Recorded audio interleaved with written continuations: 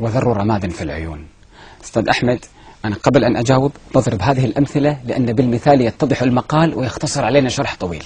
قضية أن والله جابوا ستار أكاديمي وبيج براذر وإلى آخره، وكما يقولون راعينا فيها التقاليد والعادات العربية الإسلامية الشهمة. طبعا حلوة طبعا.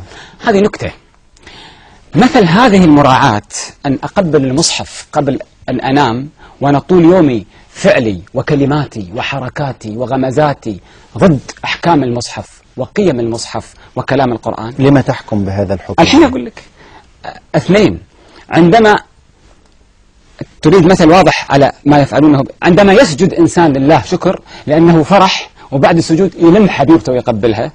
عندما يأتي في بيج براذر حبيبته في الله عندما يأتي في بيج براذر ويفرش العلم الذي عليه لا إله إلا الله، فتدخل صاحبته فتقول ما شاء الله علم التوحيد، أنا أحب التوحيد، فهو يقبل علم التوحيد ويقبل زين الأخت الضيفة الذي جاءت. إذا ماذا ترك إكراما لها يا أخي على حبها؟ إذا ماذا ترك للمتنبي عندما قال يرتشفن من فمي رشفات هن أحلى فيه من التوحيد؟ كفروا الرجال، لأن وإن كان أنصار المتنبي قالوا التوحيد نوع من أنواع التمر، قالوا خبيث، لكن هذا مسكين حائر تائه ليست عنده المعايير.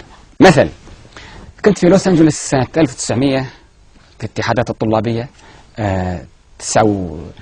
2000 أو 99، فسألني طالب بيني وبينه قال لي أخ محمد إحنا صايمين وأنا قبل لا أصوم قبل الصيام قبل أن يأتي مدفع، طبعا ما في مدفع هناك، قبل أن يأتي الإمساك أذان الفجر وقت أذان الفجر أنفصل عن عشيقتي. لكن ذاك اليوم قبل أن أنفصل أعطيته قبلة ساخنة ويكلمني بجد. ثم بعد ذلك حسيت قبل الأذان يعني. إيه قبل الأذان. ثم حسيت بأن وندمت ندم عظيم. تدري ليش يا أخي محمد؟ لأن كانت شاربة خمر وايد وحسيت طعم الخمر بفمي، فهل أكون شربت الخمر ولا لا؟ قلت يا سلام عليك. هذه عبادات مثل ثاني في كتاب سامو نافع ولا لا الأول؟ في مسكين هذا يشفق على الإنسان، هؤلاء مساكين. احنا المشكلة ترى هذه ضحايا، المشكلة في التسويق. الرجل حريص يعرف الحكم الشرعي، حريص ولكن مغيب الوعي في الأحكام الشرعية. المثل الثاني الذي يجسد هذا المثل، ما تقول لنا الحكم الشرعي بتاع الموضوع. لا أنا جاي لا.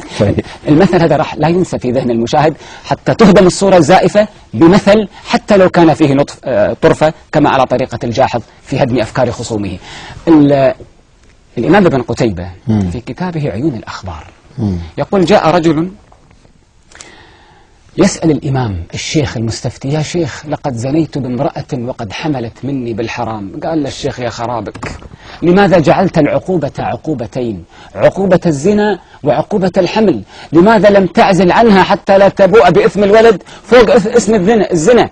فقال: يا شيخ بلغني أن العزل مكروه. قال: خرب بيتك، بلغك أن العزل مكروه ولم يبلغك أن الزنا حرام.